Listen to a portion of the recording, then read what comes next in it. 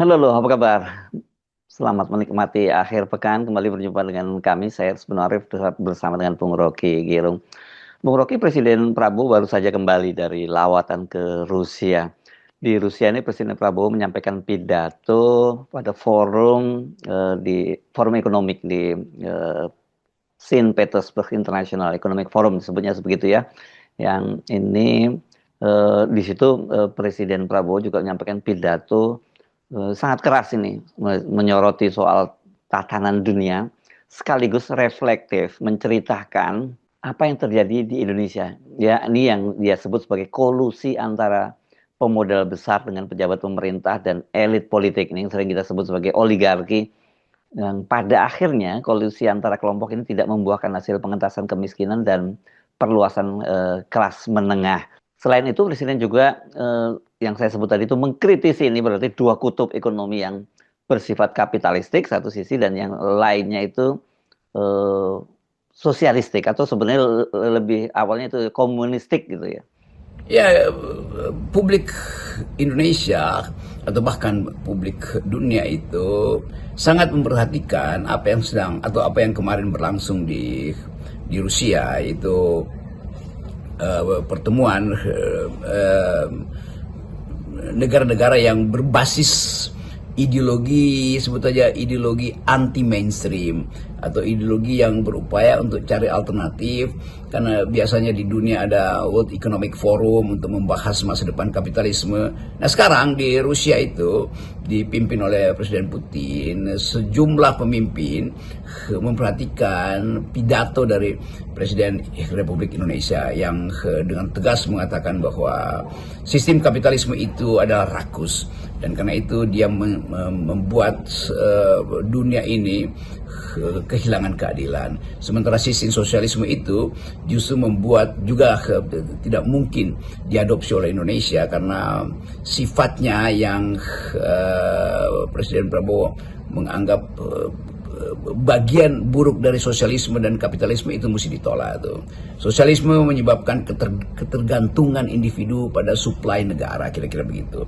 Jadi Prabowo berupaya untuk balancing antara sifat inovatif dari kapitalisme, dan itu baik menurut Prabowo untuk menghidupkan kompetisi yang fair, tapi juga negara itu harus ambil bagian untuk menyelesaikan problem ketidakadilan yang disebabkan oleh eksploitasi kapitalis, dan itu artinya ada bagian sosialistik yang bagus, yaitu intervensi negara untuk menghasilkan keadilan. Ada bagian kapitalistik yang juga bagus, yaitu inovasi, kreativitas, dan kompetisi. Nah, kita melihat bagaimana Presiden Prabowo berupaya untuk mencari semacam keseimbangan, karena Indonesia tetap harus tumbuh dengan prinsip-prinsip inovasi, prinsip-prinsip kompetisi, tapi pada saat yang sama harus ada intervensi negara untuk menghasilkan keadilan, yaitu koperasi misalnya tuh. Dan menarik bahwa akhirnya itu juga menjadi bahan pembicaraan akademis di Indonesia.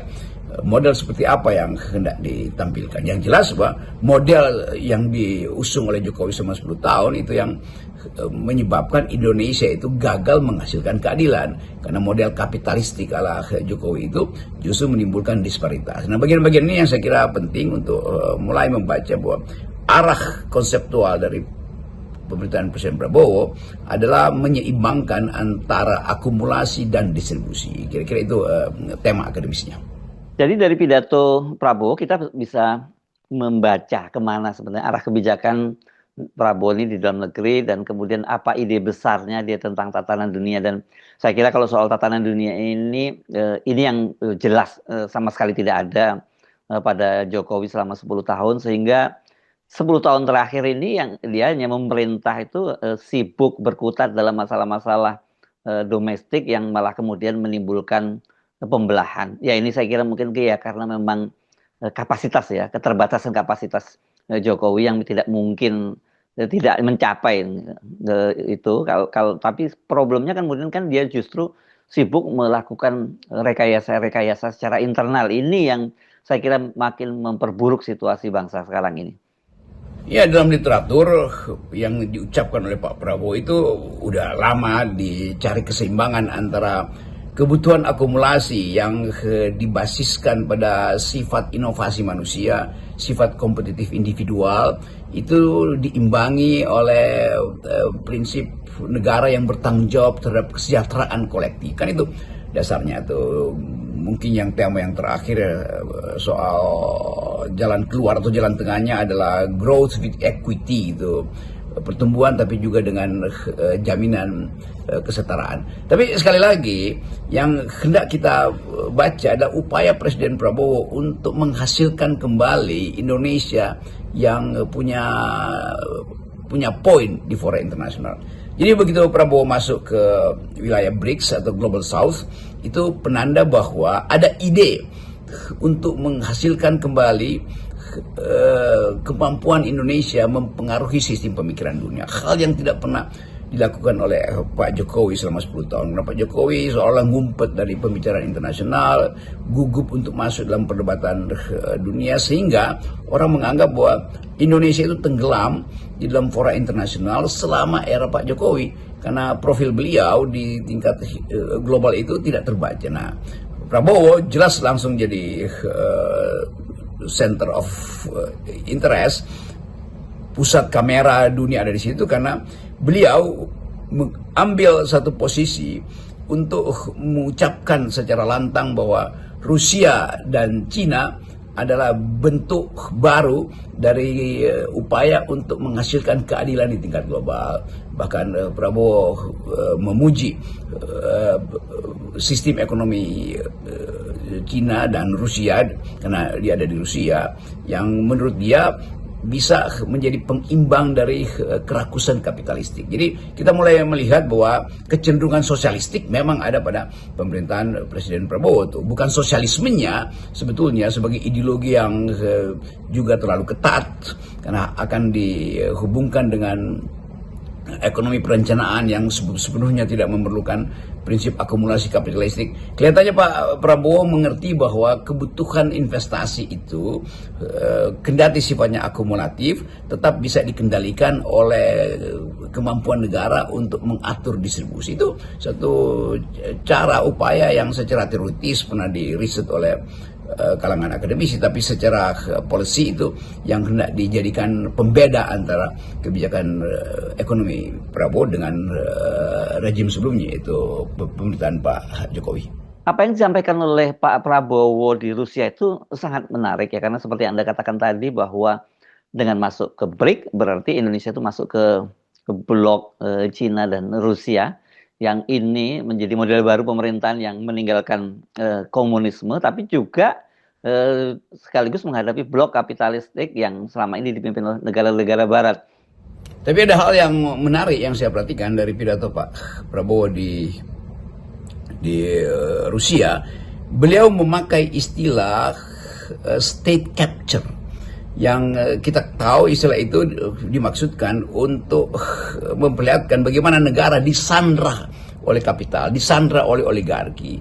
Jadi state capture ini, penyanderaan negara oleh kapital, oleh oligarki ini, yang bagi Prabowo menyebabkan Indonesia tidak bisa atau susah untuk membantu naiknya pendapatan, membantu masyarakat bawah itu memperoleh semacam dignity, semacam harga diri di dalam kehidupan. Jadi state capture artinya negara justru dikendalikan oleh oligarki, disandra itu.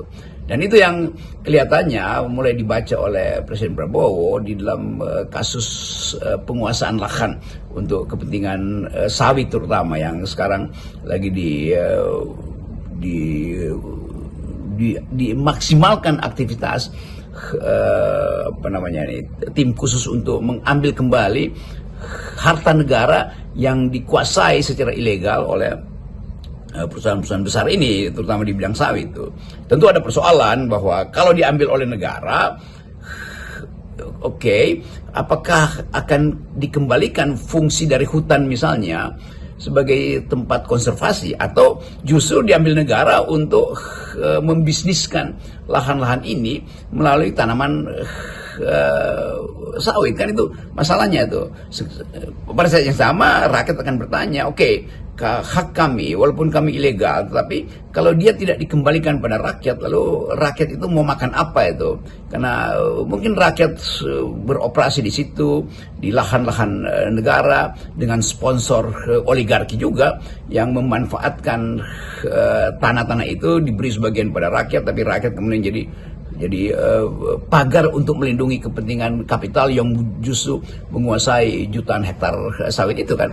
Jadi ini yang jadi dilema hari-hari. Tapi lepas dari itu, ada hal yang bisa kita jadikan sebagai patokan bahwa Presiden Prabowo menganggap bahwa selama ini tentu selama pemerintahan Presiden Jokowi, state capture itu dibiarkan. Dengan kata lain, dalam analisis saya, Jokowi membiarkan negara ini disandra oleh kapital, dan itu yang menyebabkan disparitas, menyebabkan daya hidup masyarakat, kemakmurannya menurun, dan kompetisi antara kapital dan hak rakyat untuk sekedar mengisi perutnya di lahan-lahan yang punya negara itu menjadi konflik horizontal tuh. Dan kita mau pastikan bahwa Prabowo bisa meneruskan gagasan ini dengan menganggap bahwa state capture itu, penguasaan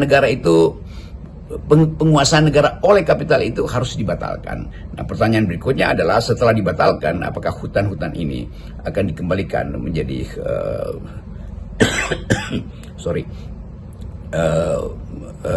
hutan konservasi, atau dia justru akan dimanfaatkan untuk akumulasi kapital baru walaupun dikuasai oleh negara, dengan akibat bahwa rakyat bertanya, posisi rakyat itu di mana bila hutan-hutan itu diambil alih oleh negara tuh? Apakah rakyat punya saham untuk ikut serta di dalam perusahaan-perusahaan negara yang menjadikan hutan itu sebagai hutan negara untuk produksi sawit, atau betul-betul negara ingin mengembalikan fungsi konservasi dari hutan itu? Ini masih perdebatan karena belum jelas setelah diambil alih oleh negara, hutan-hutan ini mau diapain. Nah, makanya kenapa kita penting untuk mengamati ya, karena dengan pidato begitu berarti kan Pak Prabowo itu mencoba melepaskan negara dari belitan kelompok oligarki, dan ini kan yang dia sebut sebagai negara, ekonomi negara dikuasai oleh kelompok elit politik dan pengusaha, menjadi dikuasai oleh negara.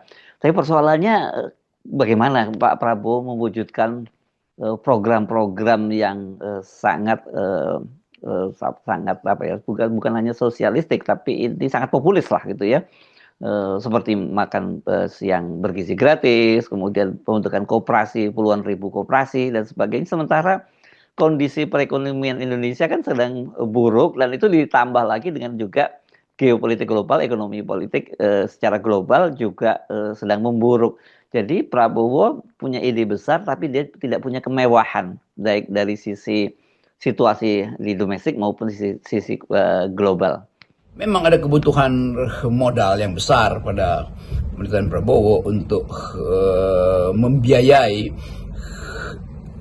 infrastruktur ekonomi rakyat tuh, dari soal makan siang gratis, koperasi, fasilitas perumahan rakyat, ketersediaan pangan nasional, semua itu kan butuh modal besar tuh. Tetapi orang mulai, atau publik akademis justru mulai menghitung apakah sejumlah proyek itu harus dijalankan secara bersamaan, atau bisakah demi efisiensi itu dicicil tuh. Tetapi tetap di dalam upaya untuk memperlihatkan bahwa Presiden punya ide yang sudah final, bahwa mengutamakan rakyat itu, putting people first, kira-kira begitu, akan jadi desain utama ekonomi Indonesia. Nah, ini yang sedang harus dipertengkarkan terus, sebab keinginan untuk cepat-cepat memuliakan rakyat juga ada batas APBN di situ, dan konflik-konflik di tingkat lokal justru mulai muncul karena efisiensi di satu pihak menimbulkan ketidakpastian di pihak lain tuh. Karena orang tahu bahwa upaya untuk menghasilkan ekonomi yang sifatnya kemakmuran itu butuh anggaran besar tuh. Sementara Prabowo tetap melihat bahwa potensi Indonesia untuk bertumbuh di atas kaki sendiri, itu harus dimulai dengan pemanfaatkan maksimal sumber daya mineral, sumber daya hutan, sumber daya perut bumi. Jadi sekali lagi akan ada semacam debat antara keinginan pertumbuhan ekonomi berbasis ekstraktif industri dan potensi pertumbuhan itu merusak lingkungan. Itu hal yang biasa yang harus dari awal kita lihat sebagai problem ideologi, karena kemampuan Indonesia untuk mengumpulkan sebut aja kapasitas sumber daya kita itu akan terhalang oleh perjanjian-perjanjian internasional tuh. Dan Prabowo kelihatannya mengambil jalan yang sebut aja jangan radikal tapi drastis, bahwa beliau akan berupaya untuk mengaktifkan kerjasama selatan-selatan, dan bulan depan akan ada KTT BRICS di Brasil, dan kita melihat bagaimana Presiden Prabowo mendalilkan posisi Indonesia supaya BRICS ini bisa jadi tumpuan baru untuk memulai percakapan tentang model ekonomi baru tuh kan. Kita anggap bahwa model-model yang selama ini berbasis pada dolar, berbasis pada kesepakatan Washington, berbasis pada ide-ide Bretton Woods itu sudah obsolete, dan BRICS menimbulkan harapan. Tetapi sekali lagi selalu ada hitungan ekonomi ketika kebijakan itu harus diandalkan pada sesuatu yang sifatnya ideologis, karena BRICS